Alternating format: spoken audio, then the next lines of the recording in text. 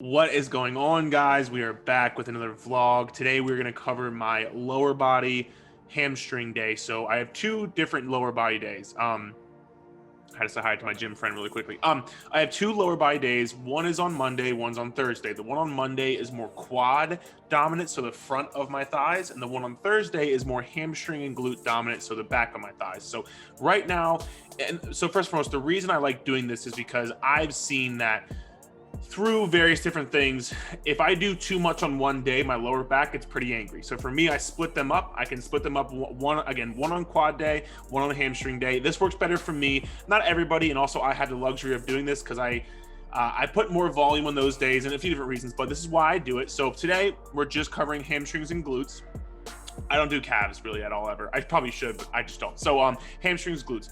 Right now, what I'm doing is I'm warming up. And so basically what I'm doing with my warm up here is I'll do a few different things, and I want to go through the entirety of my warm up and why I'm doing it. So number one, I'm doing some hip 90-90s right here. And again, essentially just, getting my hips in a 90 degree angle. So basically what this is doing is just opening up my hips, literally just making more room, making the femur in the hip joint. I'm moving my femur bone around my hip joint just to get some mobility, just to get myself lubed up, so to say, ready to go for the workout. And again, right here, I'm just kind of literally just moving that bone back and forth in the hip joint. Because if you want your lower body to do some work, you better make sure you have the range of motion, because if not, it's probably going to end up bad for you, right? So that's kind of what I was doing there, just literally getting range of motion in my hips. So I'm going to move on here to something I really enjoy doing. I do before every lower body day. This routine I do before every lower body day, basically. Right now, what I'm doing is just basically getting into a squat, keeping that position, getting as low as I can.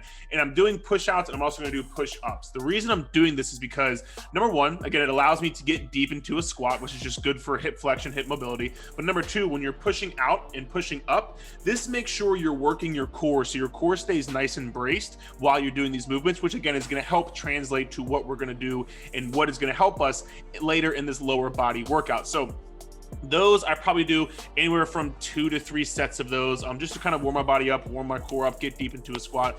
Then I'm going to move on to these Kang squats here, which I absolutely love. And this basically just stretching the hamstrings, getting deep into a squat, right? Getting deep, feeling it, stretching hamstrings, finishing with glutes. So this works a few different multitudes. Right here, again, stretching hamstrings, getting hip flexion, and then getting deep into a squat, getting some good hip flexion again. On the way up, I'm again stretching hamstrings, and then when I stand back up fully, so after I get down to a squat, I'm going to stretch my hamstrings right here again. After I stand back up fully, especially on my lower body days, I like to have that, push forward of my hips to get some hip extension, really fire my glutes. I'll also do things like glute bridges, just simple glute bridges as well, just kind of like get my glutes warmed up. So that's kind of the warm up thus far. There's going to be more, but what I want to talk here about is I am getting an unloaded bar, and I'm getting this and doing literally, I'm going to do I think 3 reps or something, but I don't just go right into my working sets. And I talked about this earlier. I talked about this in my last vlog, but doing things to, I have an unloaded bar here, just feeling the movement, literally just feeling do my muscles feel good? Are my lats firing? Is my core braced? Do my hamstrings get stretched? What's going on with my body? I'm just getting, an empty bar, not loaded, trying to just warm myself up, get my body ready to go for what the workout's going to become ahead. And you're going to see the whole entirety of my warm up. So this way, kind of what this looks like. But again, I think I do one more rep or something just to get the movement pattern down, because the movement pattern in itself is important. So moving on into more of the warm up, what I'm doing now is some side planks with a row. And this really is good for anti-rotation of your core. So in this side plank position, obviously a side plank is good for your core, but when you add this component of a row, you're working lats on both sides, and you're making sure your body's not moving when you're in this position. So I'm trying to stay nice and tall, hips are high, core is braced, trying to create a lot of intra-abdominal pressure in my core as well. So again, same thing here. Try to keep my shoulder in line with my elbow. Try to keep, shoulder in line with the elbow. And again, just keeping hips high, keeping a core brace, feeling my core work, feeling my glutes fire, trying to squeeze my glutes as well. And again, all this is going to help translate to my deadlift, which again is a lot of core stability. It requires a lot of core stability because I don't want to round my back. I don't want to arch my chest. I need to have a nice, strong core, which leads me into the next thing I'm going to do, which may seem so simple to you, but I'm just going to do a plank. But this plank is hard as shit. And this plank is really hard because I make it hard. And so as you can see, I'm rounding my back almost, it looks like, because I'm trying to bring my ribs to my belly button. I'm taking big, deep breaths, exhaling through my nose, inhaling through my nose, exhaling through my nose, and trying to create a lot of intra-abdominal pressure. Again, trying to like push my belly button out, push air into my stomach. And that's going to be what helps me, again, create this intra-abdominal pressure to then go into my deadlifts and make sure I keep and maintain a healthy spine. This is very, very, very important for going into bigger compound movements. So planks, I love them. Planks, if you're doing planks right, they should not be easy. So now moving ahead into right here, I just have a 45 on each side. So again, just literally warming up still, getting the movement down, making sure things feel good, making sure I feel my core brace, making sure my hamstrings are good. Just again, getting the movement groove down. It's so important, especially earlier in your workout. Just get the movement down. You don't have to do crazy heavy weight or a lot of reps. I think I do 3 reps here. Yeah, I did 3 reps. Just get the movement down. So moving on, I did 45 and a 25. I didn't film it, so I'm moving on to 2 45s right now. And again, just, you know, kind of getting the movement down one more time. I think I do 2 or 3 reps again. But the whole point here is I'm not going straight from the empty bar to my max, what I'm going to do, because I will injure myself if I do that. So some big things on deadlifts here. Again, just make sure that you're keeping the bar very close to your body. Make sure you're firing your lats, which is the side, you know, the sides of your back. Keeping that bar close, keeping your nipples facing the wall in front of you, and really focusing on, pushing your hips back. You see, all this movement is trying to come through my hips, right? So, and again, I'm also actually pausing at the bottom, so I make sure I don't just lift my chest first and foremost to get back up. So this is gonna be my last warm-up set here with 315, so 345s on each side. And again, just to get through the movement, make sure it all feels good, make sure my lats are firing, bam, come back up, good to go. I did 1 rep. So yeah. So last week I did 345 for 6. This week the goal is 350 for 6. That's the goal.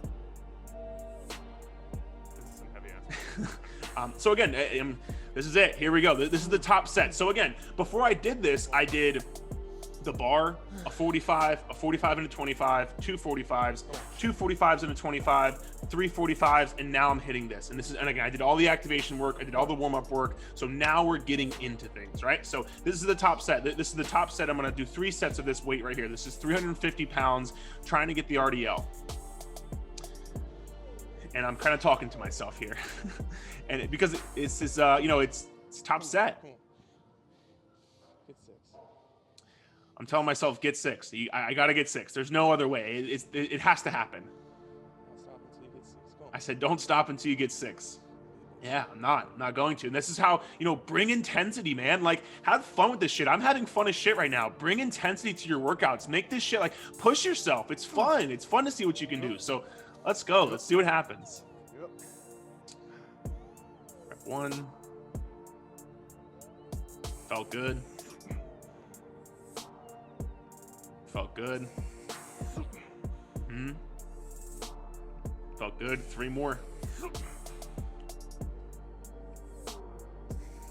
Yeah, 2 more. I'm talking to myself. I already did the work. Last rep right here. This felt pretty good. This felt pretty good.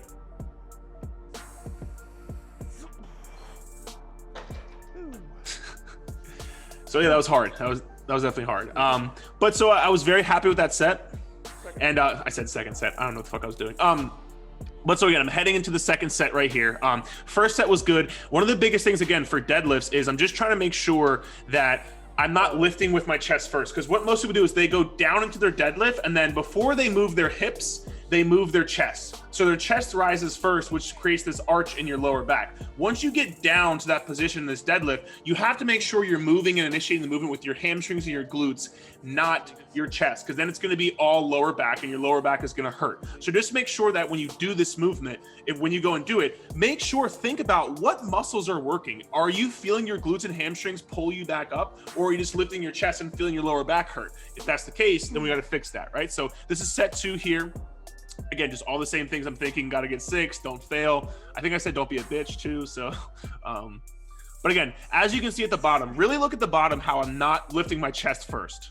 I'm lifting my hips. I'm going with my hips first, initiating with my hips.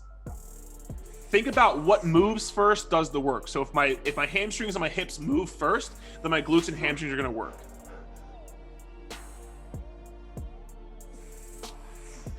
Last one. I think I said last one. I was getting kind of scared. There you go. So that was the second set. It felt pretty good. It was tough. I mean, it's not easy for sure.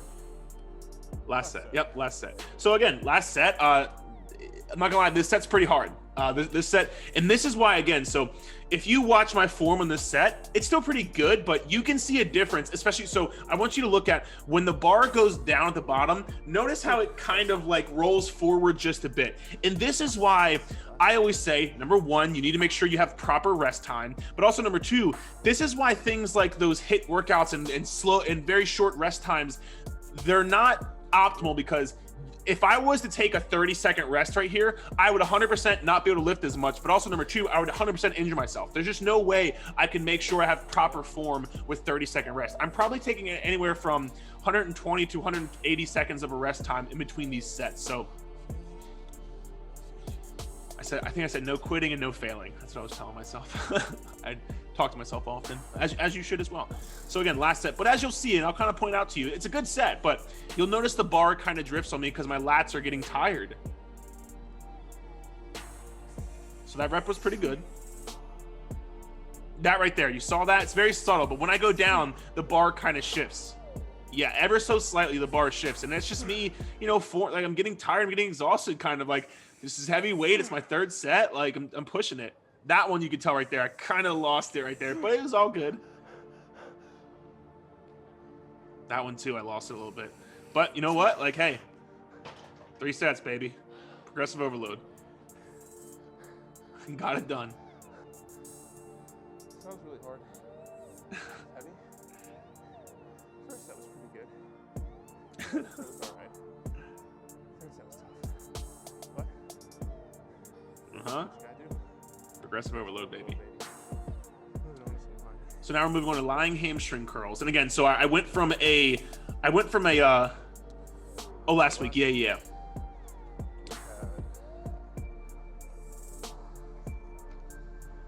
Lying hamstring curl, 130 times 12, 145, 3 sets of 11. So this week we better try to get. So I was trying to do more. I was trying to do 145 pounds for 4 sets of 12.